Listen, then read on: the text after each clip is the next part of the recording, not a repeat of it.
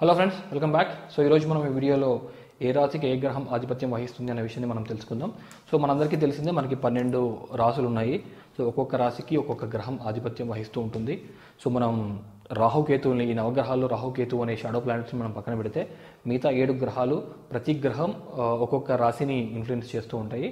కాకపోతే ఇక్కడ ఏంటంటే మనకి చంద్రుడు, సూర్యుడు వచ్చేసి ఒక్క రాశిని మాత్రమే ఆధిపత్యం వహిస్తూ ఉంటారు. మిగతా 5 గ్రహాలు అంటే మనకి గురువు, శుక్రుడు, కుజుడు, బుధుడు, శని, ఈ 5 గ్రహాలు ఒక్కొక్క గ్రహం మనకి 2 రాశుల్ని ఆధిపత్యం వహిస్తూ ఉంటారు అనమాట. సో ఇప్పుడు ఈ ఆధిపత్యం వహించడం వల్ల ఏమవుతుందంటే ఆ రాశికి ఈ ఆధిపత్యం వహించడం వల్ల వాటి క్వాలిటీస్ కొన్ని అలైన్ అవుతూ ఉంటాయి. సో అంటే ఇప్పుడు ఫర్ ఎగ్జాంపుల్ మనకి ఫస్ట్ రాశి వచ్చేసి మేషరాశి.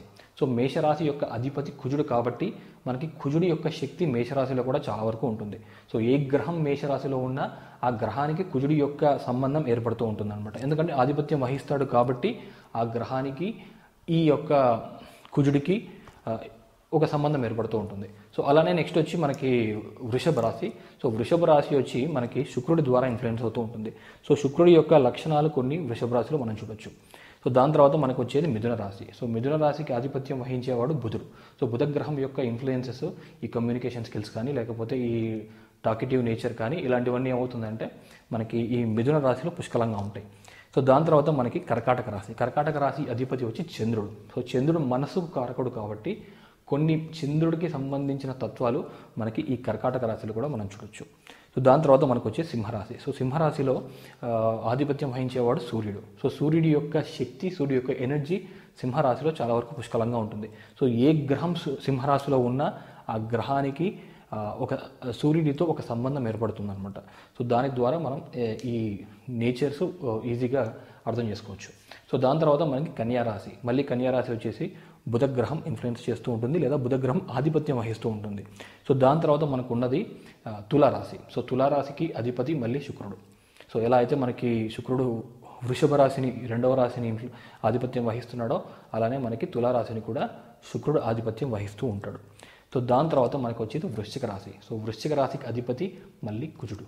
సో మనకి మేషరాశితో పాటు కుజుడు వృశ్చిక రాశిని కూడా ఆధిపత్యం వహిస్తూ ఉంటాడు. సో దాని తర్వాత మనకు వచ్చేది ధనస్సు రాశి. సో ధనుర్రాశికి అధిపతి బృహస్పతి అంటే గురువు. సో గురువుతో పాటు నెక్స్ట్ మనకు వచ్చేది మకర రాశి. సో మకర రాశి, కుంభరాశి, 11వ రాశి కుంభరాశి, ఈ 2 రాశుల్ని ఆధిపత్యం వహించేవాడు శని. సో శని యొక్క ఆధిపత్యం మూలాన ఏ గ్రహం ఇక్కడ ఈ కుంభరాశిలో కానీ లేదా మకర రాశిలో కానీ ఉన్నప్పుడు ఈ శని యొక్క క్వాలిటీస్ కానీ శని యొక్క ఇన్ఫ్లుయెన్సెస్ కానీ ఆ గ్రహం మీద కూడా ఉంటాయి. అలానే శని యొక్క క్వాలిటీస్ ఈ 2 రాశుల్లో పుష్కలంగా ఉంటాయి. సో దాని తర్వాత ఫైనల్గా మనకి 12వ రాశి వచ్చేసి మీనరాశి. సో ఈ మీనరాశిని మళ్ళీ బృహస్పతి ఇన్ఫ్లుయెన్స్ చేస్తూ ఉంటాడు లేదా ఆధిపత్యం వహిస్తూ ఉంటాడు.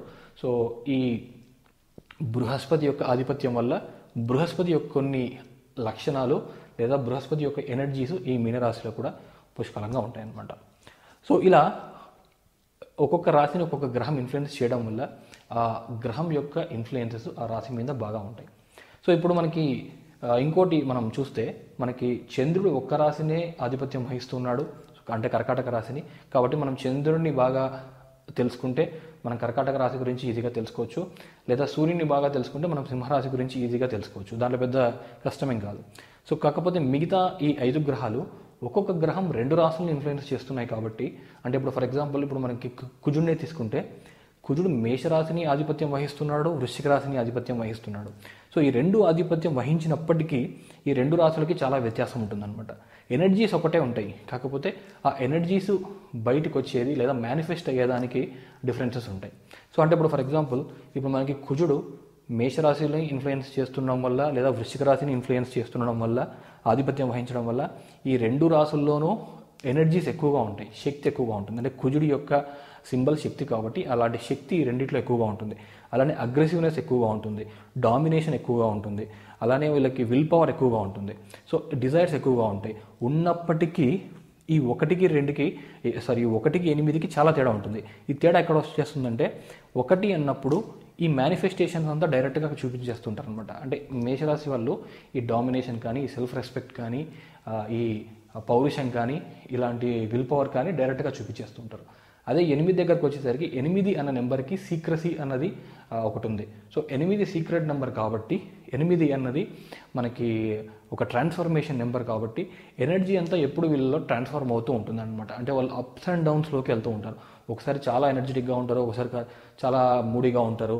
అలానే వీళ్ళు ప్రతిదాన్ని డీప్గా అనలైజ్ చేస్తూ ఉంటారు. అంటే ఇప్పుడు మనం ఇద్దరిని సోల్జర్గా తీసుకోవచ్చు. కుజుడు యొక్క ఇన్ఫ్లుయెన్స్ వల్ల మేషరాశిని సోల్జర్గా తీసుకోవచ్చు, వృశ్చిక రాశిని సోల్జర్ తీసుకోవచ్చు. కానీ ఏ టైప్ సోల్జర్ అన్నది మనకి ఈ రాశులు డిసైడ్ చేస్తాయి, ఈ నెంబర్స్ డిసైడ్ చేస్తాయి.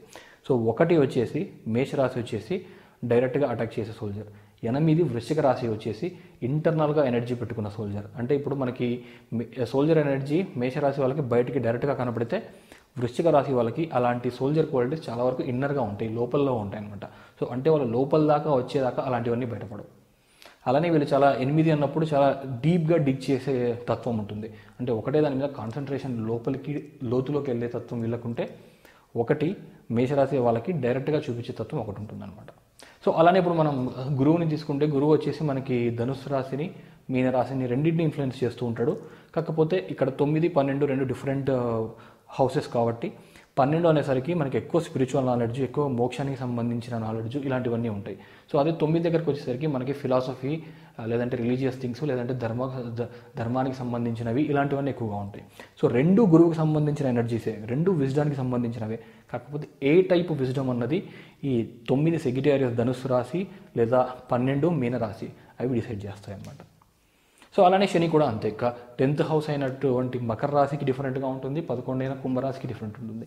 10 అన్నప్పుడు అది కర్మస్థానం కాబట్టి మనకి ఈ క్యాప్రికాన్ ఎక్కువగా శని ప్లస్ ఈ కర్మస్థానానికి సంబంధించిన క్వాలిటీస్ ఎక్కువగా ఉంటాయి. అదే 11 అన్నప్పుడు అది డిఫరెంట్గా ఉంటుంది. సో అలానే మనకి మెర్క్యూరీ అయినా సరే, వీనస్ అయినా సరే, వాళ్ళు 2 హౌసెస్ ఇన్ఫ్లుయెన్స్ చేసినప్పటికీ ఒక్కొక్క హౌస్కి ఒక్కొక్క విధమైన క్వాలిటీ ఉంటుంది. సో ఫైనల్గా మనం తెలుసుకోవాల్సింది ఏంటంటే, ప్రతి రాశికి ఒక అధిపతి ఉంటాడు.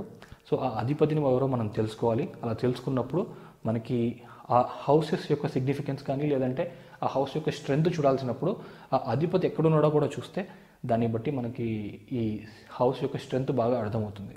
సో మనకి మళ్ళీ ఇంకోసారి చెప్పాలంటే, మేషరాశి వచ్చేసి కుజుడు, వృషభ రాశి వచ్చి శుక్రుడు, మిథున రాశి వచ్చేసి బుధుడు, కర్కాటకం వచ్చి చంద్రుడు, సింహం వచ్చి సూర్యుడు, ఆ తర్వాత మనకి కన్యా వచ్చేసి మళ్ళీ బుధుడు, తులా వచ్చి శుక్రుడు, వృశ్చికం వచ్చేసి కుజుడు, ధనుసు రాశి వచ్చేసి గురువు, మకర రాశి వచ్చేసి శని, మళ్ళీ కుంభరాశి వచ్చేసి శని, ఆ తర్వాత ఫైనల్గా ఉన్నది మీనరాశి వచ్చేసి గురువు.